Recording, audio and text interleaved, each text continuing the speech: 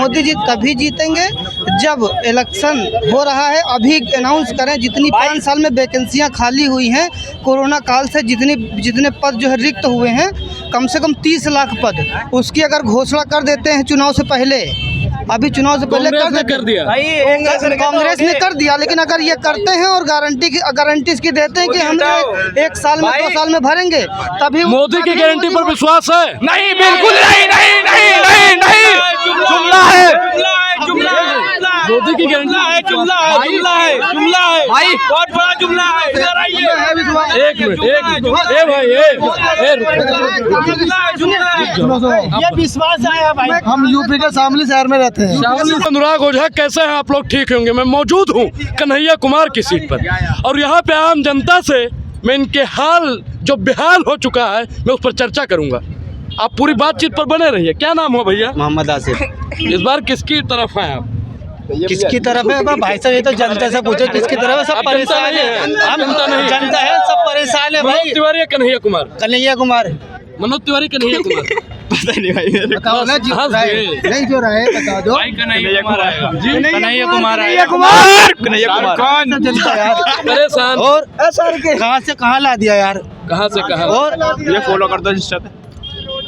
क्या लगता है भैया इस बार किसकी सरकार? हाँ, बिल्कुल कन्हैया कुमार को आना चाहिए। वो यंग हैं और राजनीति में ऐसे लोगों की आवश्यकता भी है। देश के प्रतिष्ठित संस्थान से पढ़कर भी आए हैं और मैं तो चाहूँगा कि यहाँ जो भी बीजेपी के प्रत्याशी हैं वो अपना दिखाएं भी कहाँ से उन्होंने अपनी पढ़ाई लिखाई की है। मोदी जी की डिग्री है, मोदी जी की डिग्री। अब ये तो मोदी जी बता सकते हैं, मैं क्या। फर्जी है, फर्जी है, फर्जी है मोदी जी की डिग्री। लेकिन कभी कहते हैं मैं पढ़ा लिखा नहीं हूँ, हर भी डिग्री आ जाती है। जी भैया, क्या लगता है? आप बताएं, आप बहुत पढ़े लिखे हमें लग रहे हैं, सूट बूट बिल्कुल फिट है, लगता है रोजगार भी मिल गया है। क्या लग रहा है कि अब किसकी सरकार आनी चाहिए? क्योंकि आप चंगा है, चश्मा लगा है, बेल्ट लगा हुआ है, शर्ट प्रेस है, पैर में जूता है, यानी युवा बेहतर चंगा है। सबसे पहली बात तो सरकार, तेज बोलिए, वहाँ तक आवाज जाए। मनोज तिवारी के काम। जी जी जी, सबसे पहली बात तो सरकार किसी की भी हो, लेकिन गवर्नमेंट का काम है कि डेवलपमेंट होनी चाहिए। विकास नहीं हुआ है? विकास होनी चाहिए। विकास हुआ है कि नहीं? विकास हुआ भी है। आप डायरेक्ट ये नहीं कह सकते कि विकास नहीं हुआ। गवर्नमेंट को आप विकास गिनवाइए। विकास एक मनोज तिवारी ने कौन सा विकास किया है? सबसे आते हैं मनोज तिवारी। मनोज तिवारी पे बात करेंगे, दूसरा विकास छोड़ दीजिए। आप मनोज, दूसरा विकास अभी पैदा ही नहीं हुआ। जीएसटी पैदा हो गई, महंगाई पैदा हो गई, बेरोजगारी पैदा हो गई, विकास नहीं पैदा हुआ।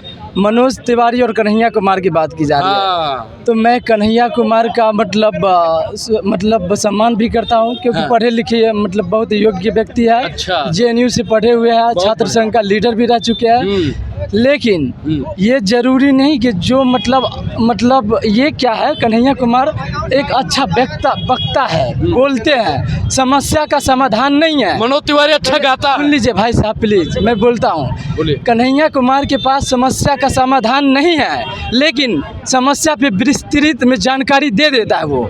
मैं देखा हूँ, कई वीडियो देखा हूँ। कन्हैया कुमार पसंद है? कन्हैया कुमार मतलब पर्सनली पूछिएगा तो मैं सम्मान भी करता, बहुत अच्छे मतलब जानकार भी है।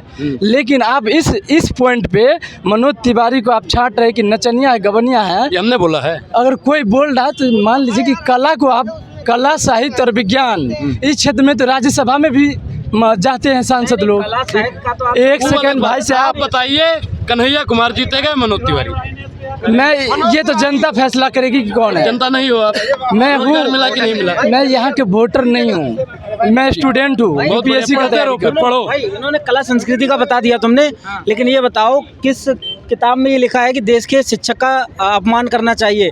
मैंने एक स्टेज का वीडियो देखा था जिसमें किसी शिक्षिका महोदय ने, शिक्षिका ने बोला था, मैं बता रहा हूँ, शिक्षिका ने बोला था मनोज जी कुछ गा दीजिए, तो बोले थे कि आप एक सांसद से ऐसे बोले। किसी कला संस्कृति को आप संसद में उठा सकते हैं, और जब आपका काम ही है ये नाचना गाना, तो स्टेज क्या लाया, क्या जनता लाया, क्या जगह? एक मिनट, इधर की जनता नाराज है। किस चीज की? मनोज तिवारी से। अब ये तो जनता तय करेगी कितनी नाराज है, कितनी जरूरी नहीं है कि नाचने गाने वाला, मैं किसी का ये समर्थक का विरोधी नहीं हूँ। जरूरी नहीं कि बर्बाद होने के लिए बीड़ी और सिगरेट पिया जाए, भाजपा को भी वोट दे सकते हैं। क्यों? बिल्कुल भैया, बिल्कुल बिल्कुल। वो कहते हैं ना, जो महंगाई पहले डायन हुआ करती थी, आज वो डार्लिंग हो गई है। ठीक है, लोग महंगाई के इतने फायदे बताते हैं। हमने एक सुधीर चौधरी जी का इंटरव्यू सुना था, वो डॉलर के चढ़ने के और रुपये के गिरने के इतने फायदे बताए, कसम भगवान की मजा आ गया उनके पास। सुधीर चौधरी भैया अभी बता रहे हैं ना, हमारे गांव में जब बरदेखा गांव के अंदर घुसता है, कहता फलाने का लड़का बड़ा सही है, बड़ा बढ़िया खेत है। लेकिन अब ऐसे कर कन्हैया कुमार बहुत बढ़िया बोलते हैं, बहुत बढ़िया बात रखते हैं, बहुत बढ़िया बात पहुंचाते हैं, लेकिन अरे दादा यहाँ की समस्या संसद तक ले जाएंगे, 5 बार बताएंगे, दुनिया को दिखाएंगे, ठीक होगा नहीं होगा। अब तुम्हारा नेता जमीने पर नहीं आएगा, ठीक है, तो फिर करना आ रहा है सिर्फ। भाई हाँ नहीं, बिल्कुल जैसे कला संस्कृति मनोज तिवारी को कुछ कहे। हाँ बिल्कुल, वो तो रिंकिया के पापा जब करते हैं तो स्टेज पे क्यों नहीं कर दिया उन्होंने? अगर जिस समय किसी टीचर ने बोला था तो उनको वहाँ भी रिंकिया के पापा सुना देना था। क्या ही दिक्कत आ रही थी उसमें? वो गाना गा देता तो विकास हो जाता क्षेत्र का। आप विकास पे काम पे आधार पे जज करिए ना, काम की उन्होंने भैया वो इन्होंने कहा था ना, भैया ने कहा था कि वो उनका कला है, उनका क्षेत्र है, वो उनके जिसमें भाई बर्बाद गुलिस्ता करने को बस एक ही उल्लू काफी था। हर साख पे उल्लू बैठा हो तो अंजामे गुलिस्ता क्या कहना? अब आगे बताइए। मनोज तिवारी नचनिया है, गवनिया है, उनका उस आधार पे मूल्यांकन मत कीजिए। काम किया या नहीं किया? क्या काम किया है बताइए। हम नहीं कह रहे काम किया है, नहीं किया तो छोड़िए, आप बताइए अभी काम नहीं किया। मैं सुनिए मैं ही बता रहा हूँ, सुनिए मैं वो कह रहे हैं कि काम नहीं किया है। काम किया है, उनकी सुनेंगे। मैं ये कह रहा हूँ कि मनोज तिवारी का मूल्यांकन उनके नाचने गाने के आधार पर होगा या उन्होंने काम के आधार पर जज कीजिए। आप कोई नच रहा है, गा रहा है, उसको छोड़िए ना। 2014 से पहले वो इस क्षेत्र में, बुराड़ी क्षेत्र में सड़कें बना रहे थे, झाड़ू लगा रहे थे। अरे आए तो संसद में यही कह के ना कि हम बिहार के बहुत बड़े गवैया हैं, कह के आए थे ना। कोई काम किया? 10 साल से सांसद है, कोई काम किया तो बता दो हमें भैया। उनका मूल्यांकन काय पे करें? काम करेगा उसी को जनता को वोट देना चाहिए जी। बेरोजगारी और शिक्षा पर जो लोग काम करेंगे, जनता को उन्हीं को वोट देना चाहिए, क्योंकि यहाँ बेरोजगारों की संख्या बहुत ज्यादा है। सही बात है भाई की बेरोजगारी, शिक्षा, लेकिन लोग भी है यहाँ। ये कह रहे हैं निष्पक्ष काम कीजिए, एक तरफ को इनको सही बताएंगे, उनको गलत बताएंगे। अरे ये समय आ चुका है कि नेता के बारे में कमियां और उसकी अच्छाई बताएं। जो हमारे लिए सोचेगा उसको वोट देंगे, जो हमारे लिए नहीं सोचेगा उसको भगा देंगे। ये कहने में बुराई है क्या? महंगाई बेरोजगारी पे जो बात करेगा उसको वोट देंगे, जो सड़कों का विकास करेगा उसको वोट देंगे। ये कह रहे, अभी भैया कह रहे थे कि हाईवे और टोल देखो कितने बढ़िया बना दिए। भैया हर 2 किलोमीटर पे, हर 5 किलोमीटर पे, हर 10 किलोमीटर पे एक हाईवे आ जाता है, बिल्कुल मानते हैं। लेकिन ये सोचो 95 रुपए का तेल है, ठीक है, 35 किलोमीटर पे एक टोल नाका है, उस पर आपको 250 रुपए टोल देना पड़ता है। 2 रुपए प्रति किलोमीटर के हिसाब से आपका टोल पड़ जाता है। मुझे बताओ कि भैया अगर उस रोड पे आप चलते हैं, उस रोड पे चलते हैं, आपका तेल तो 115-130 तक पहुंच चुका है, ठीक है। तो भैया ये बताओ,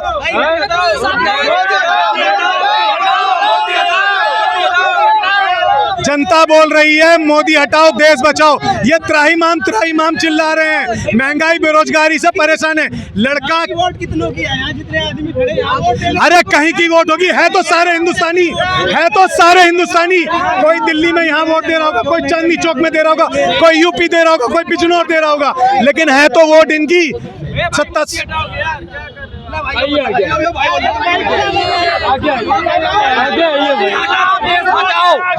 मोदी हटाओ देश बचाओ।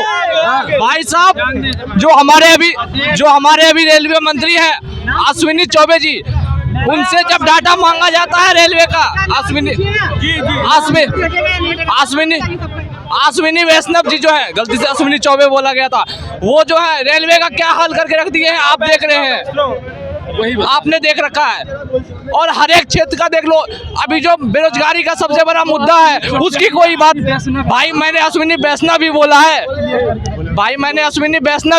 ठीक है। हाँ जी, मैं एक बात कहना चाहूँगा, मोदी जी तभी जीतेंगे जब इलेक्शन हो रहा है। अभी अनाउंस करें जितनी 5 साल में वैकेंसियाँ खाली हुई हैं, कोरोना काल से जितने पद जो है रिक्त हुए हैं, कम से कम 30 लाख पद, उसकी अगर घोषणा कर देते हैं चुनाव से पहले, अभी चुनाव से पहले कर दिया कांग्रेस ने कर दिया। लेकिन अगर ये करते हैं और गारंटी इसकी देते हैं कि हम 1 साल में 2 साल में भरेंगे, तभी मोदी की गारंटी पर विश्वास है? नहीं, बिल्कुल नहीं, जुमला है। मोदी की गारंटी जुमला है भाई, बहुत बड़ा जुमला है। इधर आइए, एक मिनट ए भाई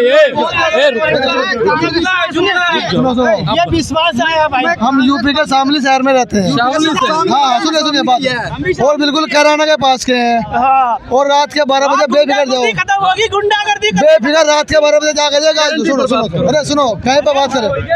मोदी की गारंटी कह रहे नहीं है, पूरी गारंटी है, क्यों नहीं है?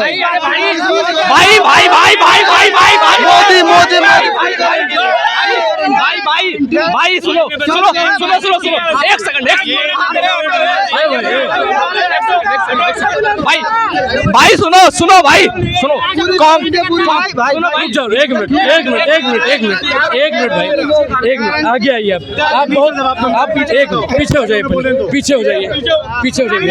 एक मिनट सुनिए, आपको मोदी की गारंटी पर विश्वास है, ठीक? मोदी जी ने 2 करोड़ रोजगार की गारंटी दी थी, पूरा किया क्या? यहाँ तो सब बेरोजगार बैठे हैं। कितनी जनसंख्या बढ़ गई 2 साल इसमें? 10 साल में जनसंख्या कितनी बढ़ गई? अरे सुन इससे पहले जनसंख्या नहीं थी। तुम्हारे घर में कितनी, सुनो, तुम्हारे यहाँ कितनी जमीन थी? हैं हम लोग भाई, और जितना हमारी तुम्हारे पापा के पास कितनी जमीन थी? बताइए, मोदी की गारंटी पर यकीन है इनको? भैया मोदी की गारंटी तो वो ऐसी हो चुकी है, उन्होंने अपने जुमलों का नया नाम गारंटी कह दिया है। जो 2 करोड़ रोजगार की बात करें, शून्य है वहाँ पर। वो 2 करोड़ रोजगार नहीं दिए, 15 लाख खाते में नहीं दिए। महंगाई बेरोजगारी 2014 का। अरे भाई, मोदी भगाओ देश बचाओ। भाई सुनो, मैं आपको एक सेकंड सुनो भाई। कांग्रेस की सरकार थी, पेट्रोल कितने रुपए खरीदते थे? कांग्रेस की सरकार थी, गैस सिलेंडर कितने खरीदते थे?